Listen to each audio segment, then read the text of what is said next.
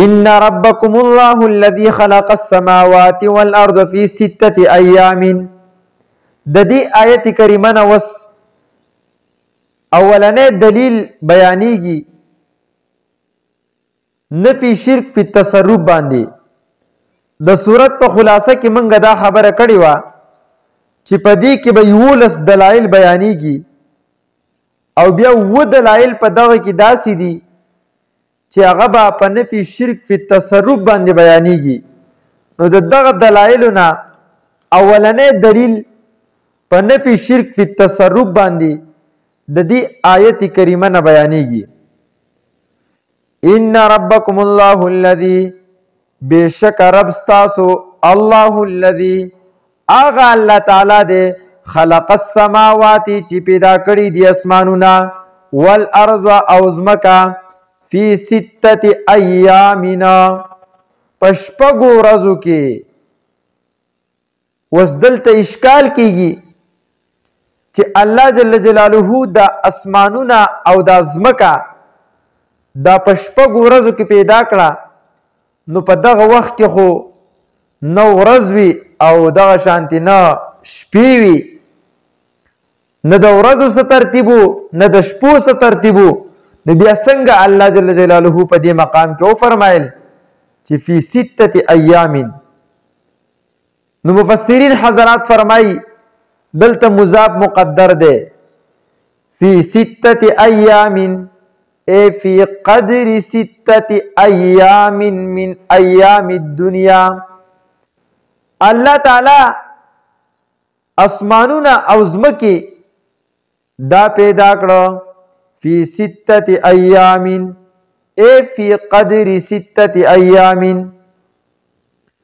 د شپږو ورځو په مقدار او اندازه کې من ایام الدنیا د دنیا د ورځو د مقدارنا. لکه دنیا کې چې څومره مقدار د شپږو ورځو دی په دومره مقدار کې الله جل جلاله دا اسمانونه او ځمکه پیدا کړه. بیا د ځمکې او د اسمانونو دا پیدایش الله جل جلاله په شپږو ورځو کې کړی دی. نو دای په کم ترتیب سره کړی دی، د دې هغه تفصیل څه دی؟ نو الله جل جلاله په سوره حامیم سجده کې د دې هغه تفصیل بیان کړی دی. په آیت نمبر 9 او آیت نمبر 10 کې د دې هغه پورا نقشه او دغه شانتی په آیت نمبر 12 کې د دې هغه پورا نقشه بیان کړی ده. د هغه خلاصه دا ده چې اهلی کتابو د نبی کریم صلی الله علیه وسلم نه سوال وکړو، وی کته حق او سچ پیغمبر یې نو زه ته موږ ته دا خبره وکړه چې دا کائنات دا په څو ورځو کې وجود ته راغلی دی. نو د تورات په اولنۍ سپاره کې د کائنات د پیدایش هغه ترتیب بیان شوی دی.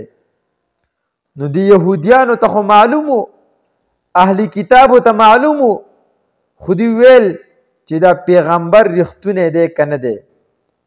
نو نبی علیه الصلاة والسلام خو تورات نه ویلی، لیکن چونکې هغه پیغمبر وو نو ټیک ټیک جواب یې ورکړو. او د تورات د اولنۍ سپارې خلاصه دا ده چې دا کائنات الله جل جلاله په شپږو ورځو کې پیدا کړی دی. او د هغې ترتیب داسې دی چې د اتوار او د ګل په ورځ کې الله جل جلاله دا ځمکه پیدا کړه، او بیا د منګل او د بت په ورځ باندې الله جل جلاله په دې ځمکه کې برکت واچولو. لکه څنګه چې الله جل جلاله په سوره حامیم سجده کې فرمایي وبارک فیها، وی الله تعالی په دې کې برکت واچولو. نو مفسرین حضرات فرمایي وی د برکت نه مراد استعداد دی. الله په دې ځمکه کې استعداد پیدا کړو. اے وبارک فیها بالمیاه والزروع وما الى ذلك، د اوبو او د فصل او د پټو هغه استعداد الله تعالی په دې ځمکه کې پیدا کړو. وقدر فيها اقواتها، او الله جل جلاله په دې کې اندازه کړی د اقواتها ای ارزاقها. نو د منګل او د بوت په ورځ باندې الله جل جلاله په دې ځمکه کې هغه برکت او اقوات پیدا کړه. او بیا د جمعرات او د جمعې په ورځ باندې الله جل جلاله آسمان او د دې ترتیب وغیره پیدا کړو. او د هفتې دا ورځ دا خالی ده. دغه وجه ده چې یهودیان د دې ورځې تعظیم کوي، دې ته یوم السبت ویلی کیږي. او د سبت معنی ده کټ کېدل.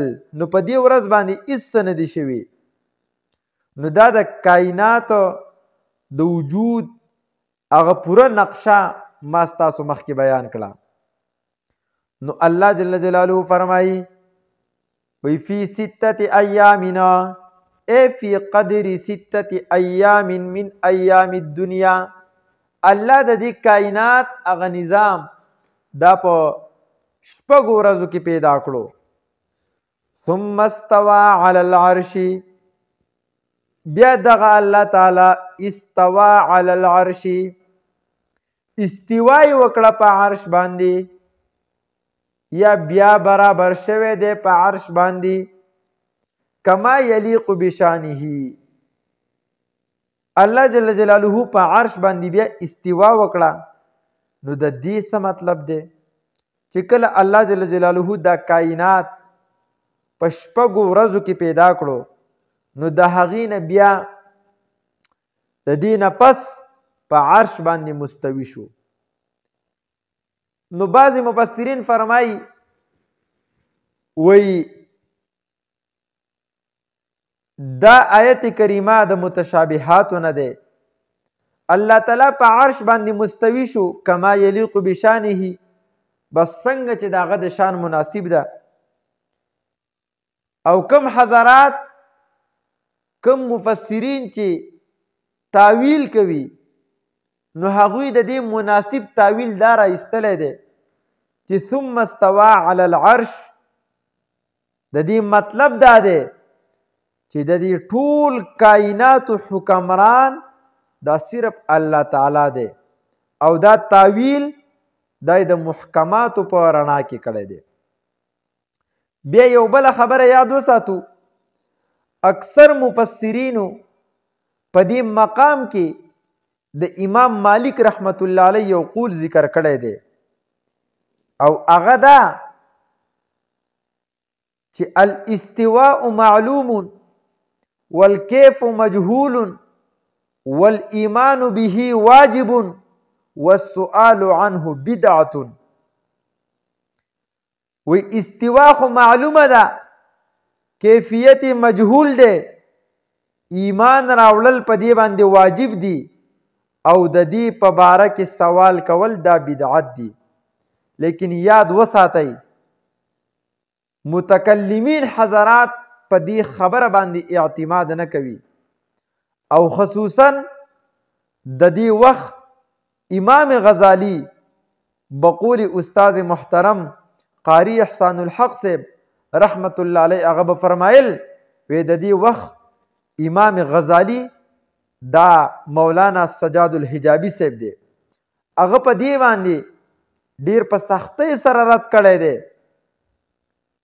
وی دا خبره چې کم حضرات ذکر کوي دا ټیک نه ده. ولې؟ ځکه چې کیف د الله تعالی صفاتو د پاره کیفیت ثابت نه دي، نو ته څنګه دلته وی چې والکیف مجهول؟ الله تعالی به ته بلا کیف تسلیموي، بلا کیف به تمني، ځکه چې دا کیف دا خو یو عرض دی، نو دا ته څنګه الله تعالی له ثابتوي؟ نو لہذا دا خبره چې کوم مفسرینو ذکر کړې ده، متکلمینو حضراتو په دې باندې ډیر په سختۍ سره رد کړی دی، او په دې باندې اعتماد نه دی کړی. او دویمه خبره ده چې دا خبره د امام مالک رحمت الله علیه طرف ته منسوب کول دا هم ډیره کمزورې خبره ده. ګوره دا قول د امام مالک رحمت الله علیه نه دی.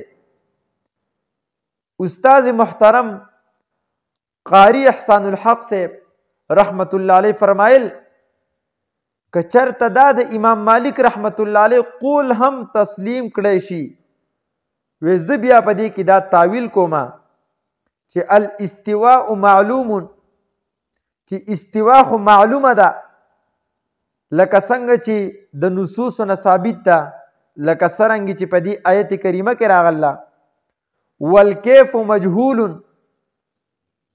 وی دا که ومنل شي چې دا د امام مالک رحمت الله علیه قول دی، وی یاد وساتئ نو دلته د کیف نه اصطلاحي کیف مراد نه دی چې کوم منطقي حضرات ذکر کوي، نو د منطقیان والا هغه کیف دلته مراد نه دی، بلکې دلته د کیف مصداق دا مراد حقیقي دی. نو معنی به داسې شي چې د استوا مراد حقیقي څه دی؟ نو د دې مراد حقیقي نامعلوم دی، چاته معلوم نه دی. نو حاصل به داسې شي چې استوا معلومه ده لیکن د دې مراد مجهول دی. والکیف مجهول مطلب به داسې شي چې د دې مراد مجهول دی، یعنی دا د متشابهاتو نه دی. بهرحال په دې مقام کې دې خبرې ته کتل پکار دي او داسې خبرې د امامانو طرف ته منسوب کول ټیک نه دي. بهرحال هغه تاویل پکې منګه وکړه. نو الله جل جلاله فرمایي ثم استوى على العرش، بیا مستوی شو دا الله تعالی علی العرش په عرش باندې، یدبر الامر تدبیر کوي دغه الله تعالی الامر د امور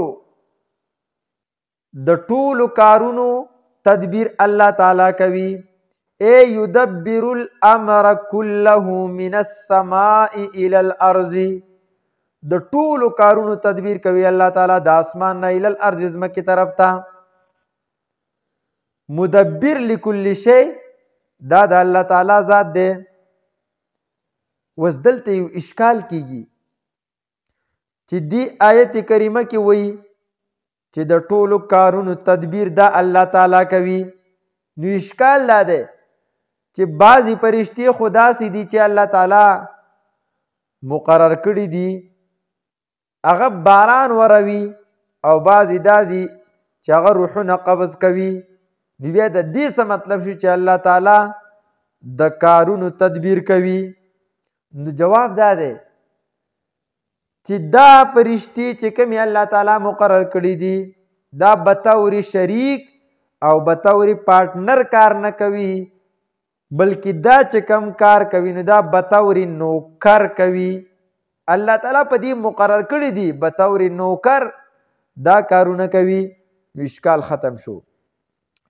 ما من شفیع الا من بعد اذنه، د دې ځای نه اوس د دې صورت چې کوم مرکزی مضمون هغه بیانېږي، او په خلاصه کې موږ ویلو چې د دې صورت مرکزی مضمون توحید باری تعالی دی او نفی د شفاعت قهری ده.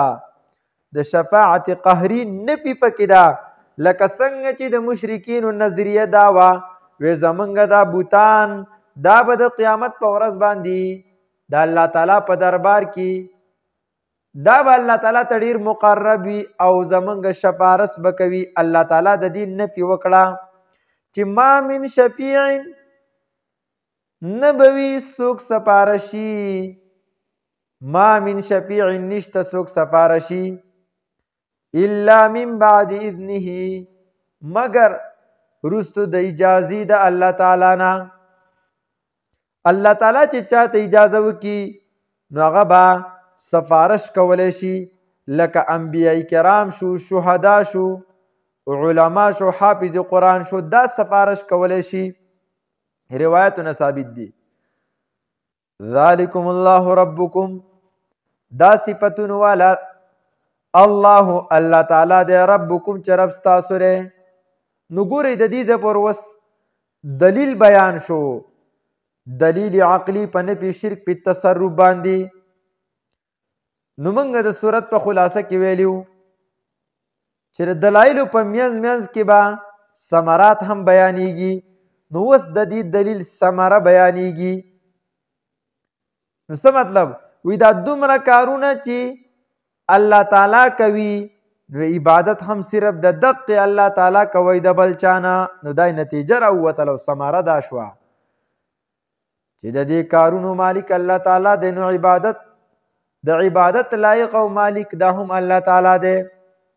نو فعبدوه تاسو عبادت کوئ د دقه الله تعالی فقط. افلا تذکرون آیا تاسو نصیحت نه قبلوئ؟ الیه مرجعکم جمیعا دغه الله تعالی طرف ته مرجعکم واپس تاسو دا جمیعا د ټولو. نو د دې ځای نه اوس تخویب دی وی دغه الله تعالی طرف ته ستاسو واپسی ده. وعد الله حقا وعده د الله تعالی حقا حق ده رښتونې ده. انه یبدأ الخلق بشک دغه الله تعالی یبدأ الخلق اول پیدایش کوي. ای یبدأ الخلق ابتداءنا ثم یعیده او بیا به دوباره پیدا کوي. ای ثم یعیده ثانینا لیجزی الذین آمنوا.